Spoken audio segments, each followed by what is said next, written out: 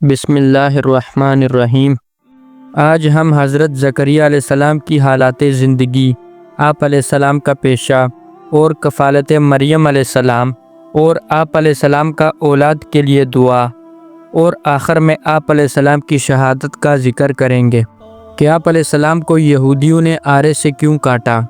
آپ دوستوں سے گزارش ہے کہ ویڈیو کو آخر تک ضرور دیکھیے گا۔ حضرت زکریا علیہ السلام اللہ تعالیٰ کے انبیاء میں سے وہ نبی ہیں جنہیں اللہ تعالیٰ نے بنی اسرائیل کی طرف رسول بنا کر بھیجا۔ زکریا علیہ السلام حضرت داؤد علیہ السلام کی اولاد میں سے ہیں۔ زکریا علیہ السلام حضرت عیسیٰ علیہ السلام کی والدہ حضرت مریم علیہ السلام کے خالو ہیں۔ حضرت زکریا علیہ السلام کی بیوی عیشا اور حضرت مریم علیہ السلام کی والدہ جن کا نام حنا ہے، دونوں حقیقی بہنیں تھیں۔ اس طرح آپ علیہ السلام مریم علیہ السلام کے خالو ہیں۔ آپ علیہ السلام نے عیسیٰ علیہ السلام کا زمانہ پایا جب حضرت زکریا علیہ السلام کو اللہ تعالیٰ نے بنی اسرائیل میں مبعوث فرمایا تو اس وقت بنی اسرائیل رومیوں کے ماتحت تھے۔ اس وقت زکریا علیہ السلام خانہ کعبہ کے خادم تھے اور جلیل القدر پیغمبر تھے۔ اللہ تعالیٰ نے زکریا علیہ السلام کو پیغمبروں کی فہرست میں شمار کرتے ہوئے ارشاد فرمایا، اور زکریا اور یحییٰ اور عیسیٰ اور الیاس یہ سب نیکوکاروں میں سے ہیں۔ تمام انبیاء علیہم السلام خواہ وہ بادشاہ اور صاحب حکومت ہی کیوں نہ ہوں، وہ اپنی روزی ہاتھ کی محنت سے پیدا کرتے اور کسی کے لیے بارے دوش نہیں ہوتے تھے۔ حضرت زکریا علیہ السلام نے بھی خود محنت کر کے رزق تلاش کیا۔ آپ علیہ السلام بڑھئی یعنی کارپینٹر کا کام کرتے تھے۔ اب اللہ تعالیٰ نے حضرت مریم علیہ السلام کی کفالت کا ذمہ آپ علیہ السلام پر ڈالنا تھا۔ حضرت مریم علیہ السلام کی والدہ کافی عرصے تک بے اولاد رہیں۔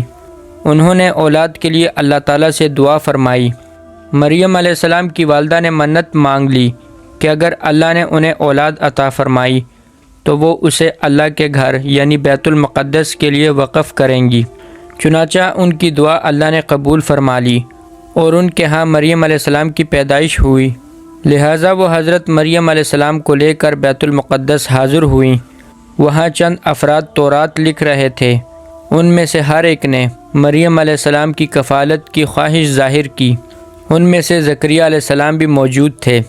آخر کار قرعہ اندازی کی گئی۔ قرعہ اندازی میں زکریا علیہ السلام کا نام آیا۔ حضرت زکریا علیہ السلام نے مریم علیہ السلام کی کفالت شروع کر دی اور ان کا ایک مستقل کمرہ الگ بنوایا۔ حضرت زکریا علیہ السلام مریم علیہ السلام کو ضرورت کی تمام اشیاء ان کے کمرے میں پہنچایا کرتے تھے۔ جب حضرت زکریا علیہ السلام مریم علیہ السلام کے کمرے میں داخل ہوتے تو وہاں پر بے موسم پھل پاتے۔ ایک مرتبہ آپ علیہ السلام نے مریم علیہ السلام سے پوچھا، یہ پھل کہاں سے آئے ہیں؟ انہوں نے جواب دیا، یہ اللہ تعالیٰ کے پاس سے آئے ہیں اور اللہ جسے چاہتے ہیں بے حساب رزق عطا فرماتے ہیں۔ حضرت زکریا علیہ السلام کی اولاد نہیں تھی، وہ بوڑھے ہو چکے تھے۔ آپ علیہ السلام ہمیشہ اللہ تعالیٰ سے نیک اولاد کے لیے دعا کرتے تھے۔ قرآن مجید نے ان کی دعا نقل کی ہے، اور زکریا کا تذکرہ کیجیے جب اس نے اپنے رب کو پکارا کہ اے میرے پروردگار، مجھ کو اکیلا نہ چھوڑ اور تو سب وارثوں سے بہتر وارث ہے۔ حضرت زکریا علیہ السلام کو شوق ہوا اور دل میں خیال گزرا کہ جو خدا مریم کو بے موسم کے پھل دے سکتا ہے تو مجھے امید ہے کہ اللہ مجھے بھی اولاد عطا فرمائے گا۔ اللہ تعالیٰ حضرت زکریا علیہ السلام کی دعا سورہ مریم میں بیان فرماتا ہے، عرض کیا اے میرے پروردگار، بڑھاپے سے میری ہڈیاں ضعیف ہو گئیں اور سر بڑھاپے کی وجہ سے سفیدی سے چمک اٹھا، اور اے میرے رب، تجھ سے دعا کر کے میں کبھی محروم نہیں ہوا، اور میں اپنے بعد اپنے رشتہ داروں سے ڈرتا ہوں، اور میری بیوی بانجھ ہے، سو تو مجھ کو اپنے پاس سے ایک اچھا وارث عطا کر جو میرا اور اولاد یعقوب کا بھی وارث ہو، اور اے میرے رب اس کو مقبول بنانا۔ برسوں سے مانگی جانے والی دعا قبول ہو گئی۔ چنانچہ زکریا علیہ السلام اپنی عبادت میں مشغول تھے کہ اللہ تعالیٰ کا پیغام لے کر فرشتے آپ علیہ السلام کی خدمت میں حاضر ہو گئے۔ اللہ تعالیٰ سورہ ال-عمران میں ارشاد فرماتا ہے، زکریا جب مسجد میں کھڑے ہو کر نماز پڑھ رہے تھے تو فرشتوں نے آواز دے کر کہا، کہ اللہ تعالیٰ آپ کو یحییٰ کی بشارت دیتا ہے جو کلمۃ اللہ یعنی حضرت عیسیٰ علیہ السلام کی تصدیق کرنے والا ہوگا اور سردار ہوگا اور خواہشات پر قابو پانے والا ہوگا اور وہ نیکوکاروں میں سے ایک نبی ہوگا۔ جب اللہ تعالیٰ نے حضرت زکریا علیہ السلام کو اپنے فرشتوں کے ذریعے بیٹے کی خوشخبری سنائی تو آپ علیہ السلام کو بڑا تعجب ہوا کہ میں خود بھی بوڑھا ہو چکا ہوں اور میری بیوی بھی بانجھ ہے، اب اولاد کیسے ہوگی؟ جواب ملا، اسی طرح اللہ جو چاہتا ہے کرتا ہے۔ قرآن عزیز نے بہت سے مقامات پر یہودیوں کی فتنہ سازیوں اور باطل کوششوں کی تفصیل بیان کرتے ہوئے کہا ہے کہ انہوں نے اپنے نبیوں کو بھی قتل کیے بغیر نہیں چھوڑا، جیسا کہ ارشاد ہے، اور وہ پیغمبروں کو ناحق قتل کرتے تھے۔ چنانچہ حضرت زکریا علیہ السلام نے بھی انہی ظالموں کے ہاتھوں شہادت پائی۔ یہودی چونکہ آپ علیہ السلام کے بہت زیادہ مخالف تھے، انہوں نے آپ علیہ السلام کو قتل کرنا چاہا۔ حضرت زکریا علیہ السلام کو جب پتہ چلا کہ یہودی آپ علیہ السلام کو قتل کرنے پر تلے ہیں تو زکریا علیہ السلام بھاگ کر ایک جنگل میں چلے گئے۔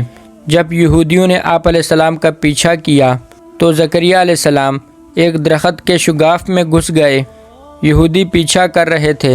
جب یہودیوں نے آپ علیہ السلام کو درخت میں دیکھا تو انہوں نے فوراً درخت پر آرا چلا دیا۔ جب آرا حضرت زکریا علیہ السلام کے جسم پر پہنچا تو خدا کی طرف سے آپ علیہ السلام پر وحی آئی۔ اللہ نے فرمایا کہ اگر تم نے آہو زاری کی تو ہم پوری زمین کو تمام مخلوق سمیت الٹ کر تباہ کر دیں گے، اور اگر آپ نے صبر سے کام لیا تو میں ان یہودیوں پر اپنا غضب نازل کروں گا۔ چنانچہ آپ علیہ السلام کے جسم مبارک کو 2 ٹکڑے کر دیا گیا اور آپ علیہ السلام نے صبر سے کام لیتے ہوئے جام شہادت نوش فرمایا اور زبان سے اف تک بھی نہ کہا۔